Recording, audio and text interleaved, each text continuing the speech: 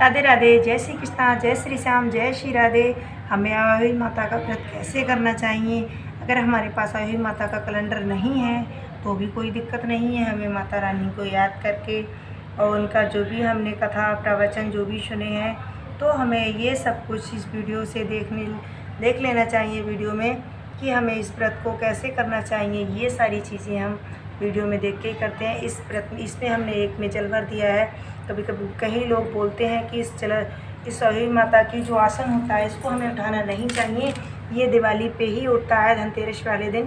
तो धनतेरस वाले दिन ये जो जल होता है इसमें इस जल के लिए हम पूरे घर में छिड़क देते हैं और हम अपने बचता है जो अपने बच्चों के लिए स्नान कराते हैं इससे। और ये इसमें हमने अनाज भर दिया है। तो अनाज हमें क्या करना है, अनाज हमें ये दान कर देना है, किसी को दान कर दें। इसमें हमने गेहूँ भर दिए हैं तो इसे हम किसी को दान कर देते हैं। ये और अहोई माता के लिए हरे फल चढ़ाना चाहिए। तो इसके ऊपर हमने एक ये फल रख दिया है, बतासे रख दिए और हमें खाने में कुछ भी मीठा बना सकते हैं। तो हमने पोहे बना लिए हैं, हमारे यहाँ पोहे बनते हैं। तो आपके यहाँ जो भी बनता होगा वो आप चढ़ाइएगा। तो हरे फल चढ़ाना चाहिए, इससे खीरे हैं और सिंगाड़े हैं, मौसमी है और एप्पल है, जो भी है तो 2-4 फल चढ़ा देना चाहिए। इस तरह से हमें लक्ष्मी गणेश को भी साथ में रखना चाहिए, लक्ष्मी गणेश का भी पूजन करना चाहिए। अगर हमारे पास वस्त्र नहीं है तो कोई भी दिक्कत नहीं है, गणेश जी को हमें इस कलावा से ही वस्त्र बना देना चाहिए।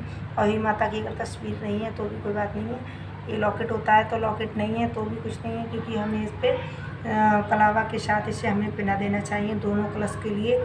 इस तरह से ऊपर से नीचे तक हमें इस तरह से ढक देना चाहिए।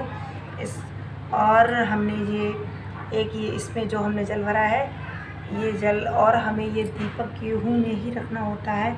ये माता रानी और गणेश भगवान है, इसे हमने लाल आसन बिछा के हमें इन्हें हमें गेहूँ अंदर डाल के ऊपर इन्हें माता रानी को विराजमान कर दिया है। तो इस तरह से हमने रख दिया है और हमें बतासे या मिठाई कुछ भी मीठे में जो चाहे वो ले सकते हैं। तो हमने तो बतासे ही इस्तेमाल किए हैं, सबसे शुद्ध और अच्छा माना जाता है।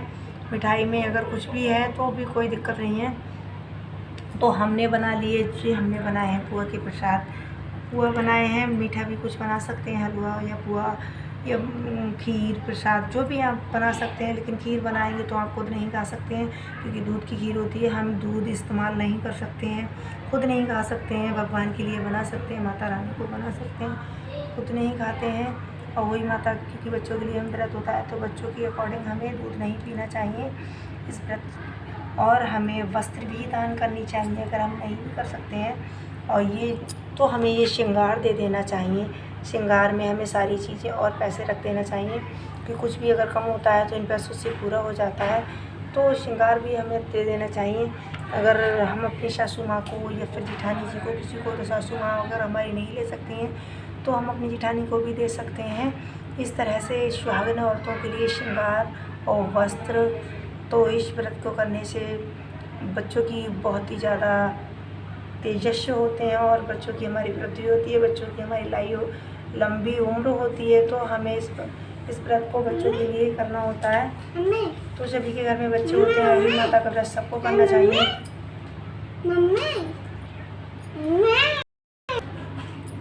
इस व्रत को हमें कैसे करना चाहिए, इस व्रत के लिए हमें अहोई माता के व्रत के लिए हमें कथा पढ़नी चाहिए, कहानी सुननी चाहिए और सुबह को हमें निर्जला व्रत करना चाहिए। शाम को जब तारे निकल आते हैं तो तारे को हमें इस अर्घ को देना चाहिए।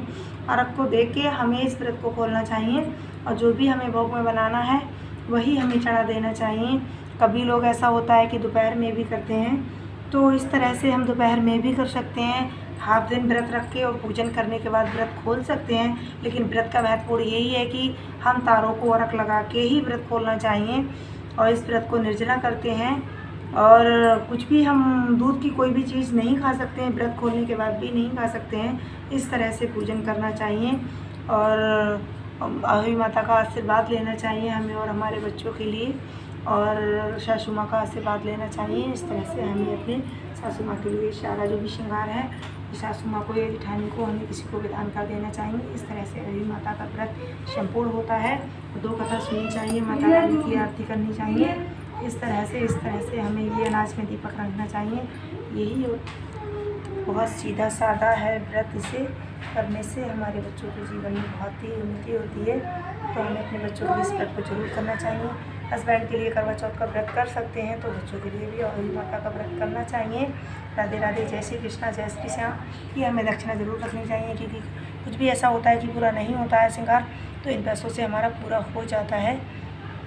इस तरह से सब कुछ करने के बाद हमें अच्छे से व्रत और पूजन करने के बाद हमें अपना व्रत खोल देना चाहिए। और राधे राधे, जय श्री कृष्णा, जय श्री श्याम, जय श्री राधे। मेरी वीडियो पसंद आए लाइक करना, कमेंट करना, शेयर करना। जय श्री कृष्णा, जय श्री राधे, जय अहोई माता।